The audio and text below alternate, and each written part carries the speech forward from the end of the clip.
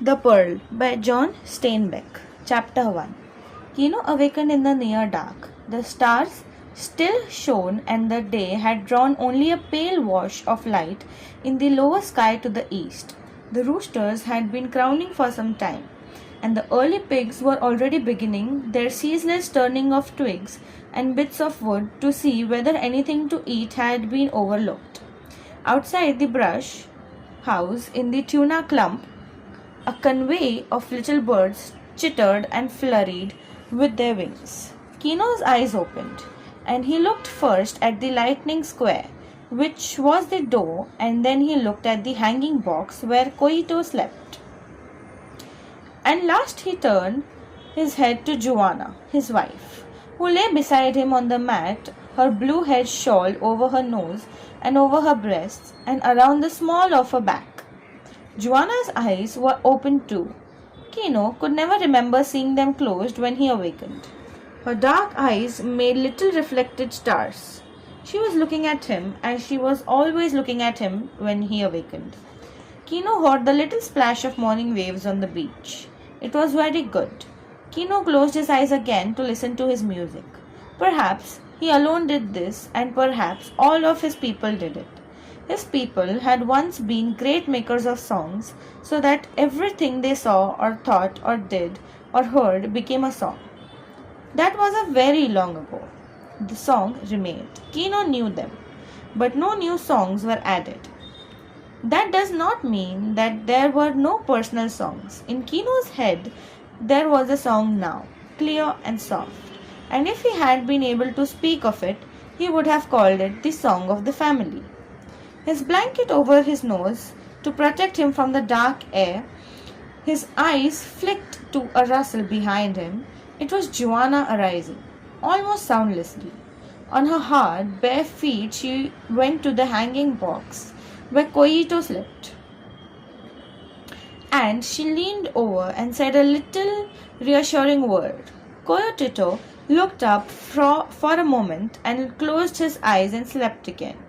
Joanna went to the fire pit and uncovered a coal and fanned it alive, while she broke little pieces of brush over it. Now Kino got up and wrapped his blanket about his head and nose and shoulders. He slipped his feet into his sandals and went outside to watch the dawn. Outside the door he squatted down and gathered the blanket ends about his knees.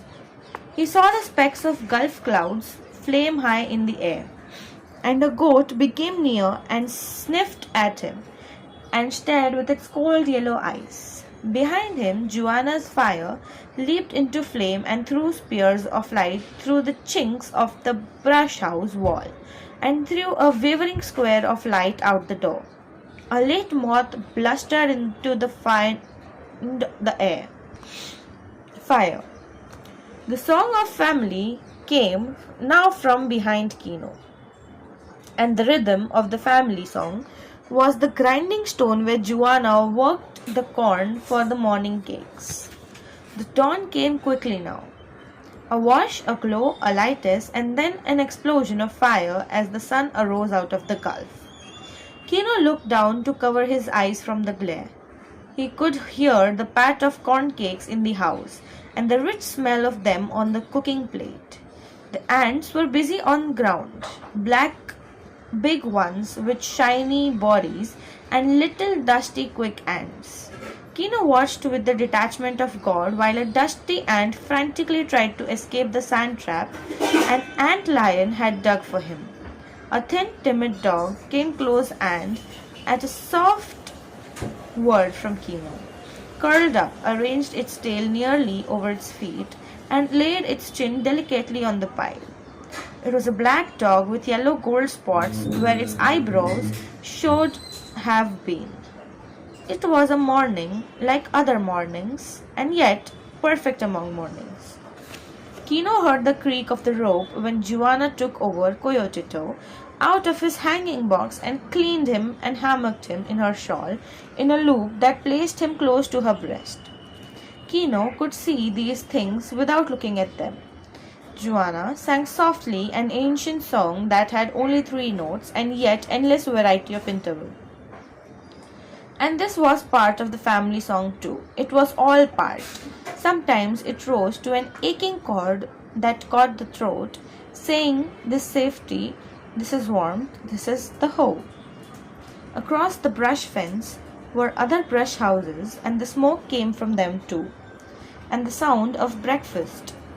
But those were other songs. Their pigs were other pigs. Their wives were not Joanna. Kino was young and strong, and his black hair over his brown forehead. His eyes were warm and fierce and bright, and his moustache was thin and coarse. He lowered his blanket from his nose now, for the dark poisonous air was gone, and yellow sunlight fell on the house. Near the brush fence, two roosters bowed and fainted at each other, with squared wings and neck feathers ruffled out. It would be a clumsy fight. They were not game chickens. Kino watched them for a moment, and then his eyes went up.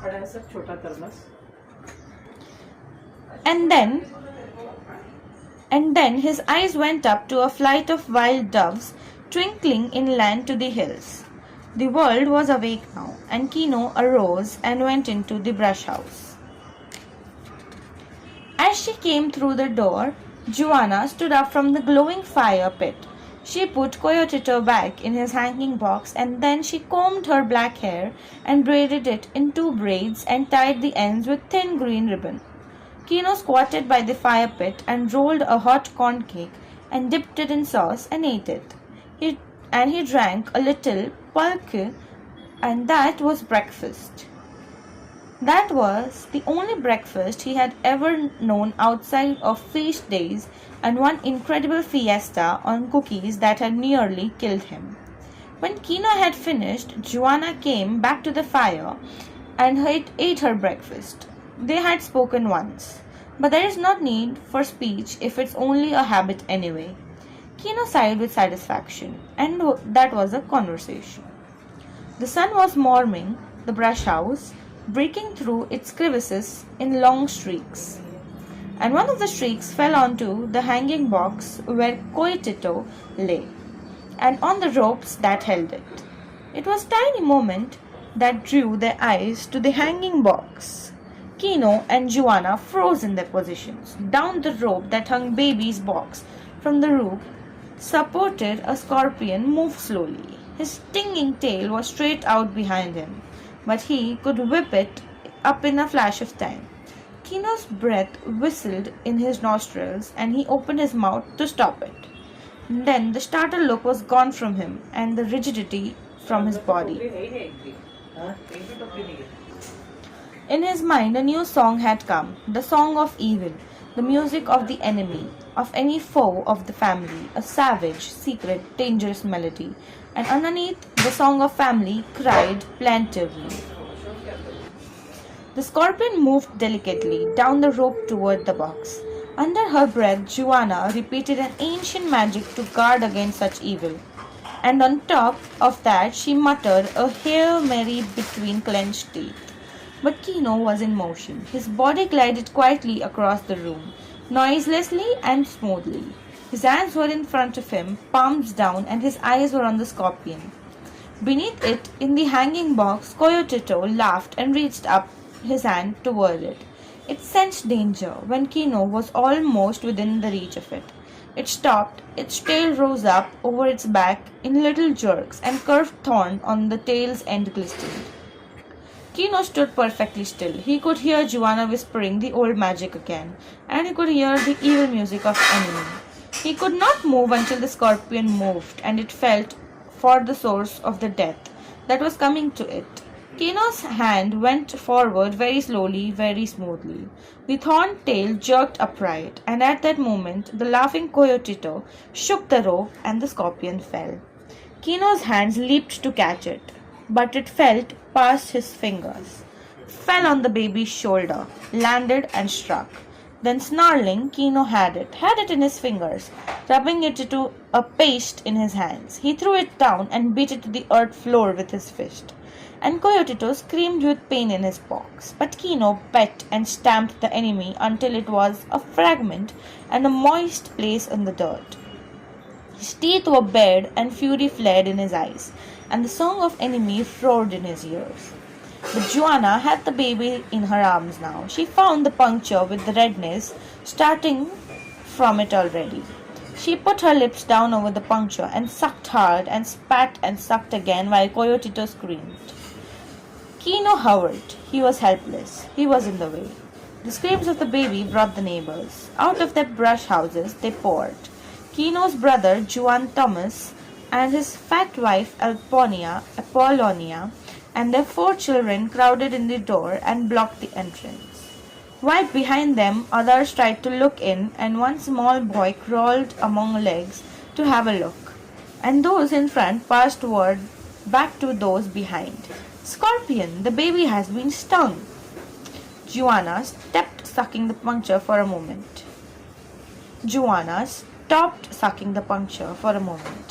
The little hole was slightly enlarged and its edges whitened from the sucking, but the red swelling extended farther around its hard lymphatic mound. And all of these people knew about the scorpion. An adult might be very ill from the sting, but a baby could easily die from the poison. First, they knew would come swelling and fever and tightened throat, and then cramps in the stomach, and then Coyotito might die if enough poison had gone in. But the stinging pain of the bite was going away. Coyotito's screams turned to moans. Kino had wondered often at the iron in his patient, fragile wife. She, who was obedient and respectful and cheerful and patient, she could arch her back in child pain was hardly a cry. She could stand fatigue and hunger almost better than Kimo himself. In the canoe, she was like a strong man. And now she did a more surprising thing. The doctor, she said, go get the doctor. The word was passed out among the neighbors, where they stood close packed in the little yard behind the brush fence. And they repeated among themselves, Joanna wants the doctor. A wonderful thing, a memorable thing to want the doctor. To get him would be a remarkable thing. The doctor never came to the cluster of brush houses. Why would he, when he had more than he could do to take care of rich people who lived in the stone and plaster houses of the town? He would not come, the people in the yard said. He would not come, the people in the door said, and thought got into Kino. The doctor would not come, Kino said to Joanna. She looked up at him, her eyes as cold as the eyes of lioness. This was Joanna's first baby. This was nearly everything there was in Joanna's world, and Kino saw her determination, and the music of family sounded in his head with a steely tone. Then we will go to him, Joanna said. With one hand she arranged her dark blue shawl over her head and made one end of it a sling to hold the mourning baby, and made of the other end of it a shade over his eyes to protect him from the light. The people in the door pushed against those behind to let her through. Kino followed. They went out of the gate to the rutted path, and the neighbor followed them. The thing had become a neighborhood affair. They made a quick, soft-footed procession into the center of the town. First Joanna and Kino, and behind them Juan Thomas and Apollonia, her big stomach jiggling with the strenuous pace. Then all the neighbors with the children trotting on the flanks, and the yellow sun threw their black shadows ahead of them, so that they walked on their own shadows. They came to a place where the brush houses stopped and the city of stone and plaster began. The city of harsh outer walls and inner cool gardens, where a little water played, and the bougainvillea crusted the walls with purple and brick red and white. They heard from the secret gardens the singing of caged birds and heard the splash of cooling water on hot flagstones. The procession crossed the blinding plaza and passed in front of the church. It had grown now, and on the outskirts the hurrying newcomers were being softly informed how the baby had been stung by a scorpion, how the father and mother were taking it to a doctor. And the newcomers, particularly the beggars from the front of the church, who were great experts in financial analysis, looked quickly at Joanna's old blue skirts, saw the tears in her shawl, a praised the green ribbon on her braids, read the age of Kino's blanket and the 1,000 washings of his clothes, and set them down as poverty people, and went along to see that what kind of drama might develop. The four beggars in front of the church knew everything in the town. They were students of expressions of young women as they went into the confession, and they saw them as they came out and read the nature of the sin. They knew every little scandal and some very big crimes. They slept at their post in the shadow of the church so that no one crept in for consolation without their knowledge. And they knew the doctor. They knew his ignorance, his cruelty, his avarice. They knew his clumsy abortions and the little brown pennies he gave sparingly for alms. They had seen his corpses go into church, and since early mass was over and business was slow, they followed the procession. These endless searchers are after perfect knowledge of their fellow men, to see what the fat lazy doctor would do about an indigent baby with a scorpion bite. The scurrying procession came at last to the big gate in the wall of the doctor's house. They could hear the splashing water and the singing of the caged birds and the sweep of long brooms on the flagstones, and they could smell the frying of good bacon from the doctor's house. Kino hesitated a moment. The doctor was not of his people. This doctor was of a race which was nearly 400 years had beaten and starved and robbed and despised Kino's race, and frightened it too, so that the indigent came humbly to the door. And as always, when he came near to one of this race, Kino felt weak, afraid, and angry at the same time. Rage and terror went together. He could kill the doctor more easily than he could talk to him. For all the doctor's race spoke to all of Kino's race as though they were simple animals. And as Kino raised his right hand on the iron ring knocker in the gate, rage swelled in him, and his pounding, the music of enemy, beat in his ears, and his lips drew tight against his teeth. But with his left hand he reached to take off his hat. The iron ring pounded against the gate. Kino took off his hat and stood waiting. Coyotito moaned a little in the Juana's arm, and she spoke softly to him. The procession crowded close to the better see and hear. After a moment, the big gate opened a few inches.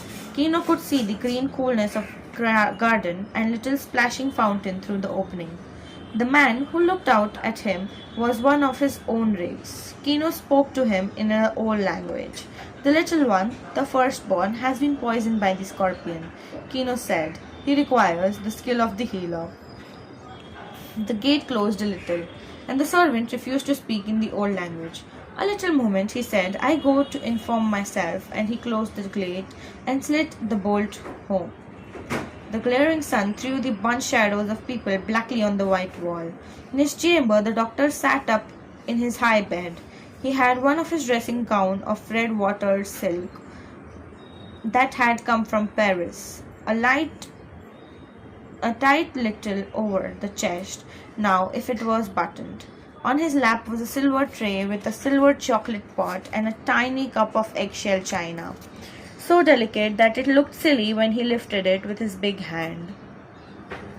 Lifted it with the lips of thumb and forefinger and spread the other 3 fingers wide to get them out of the way.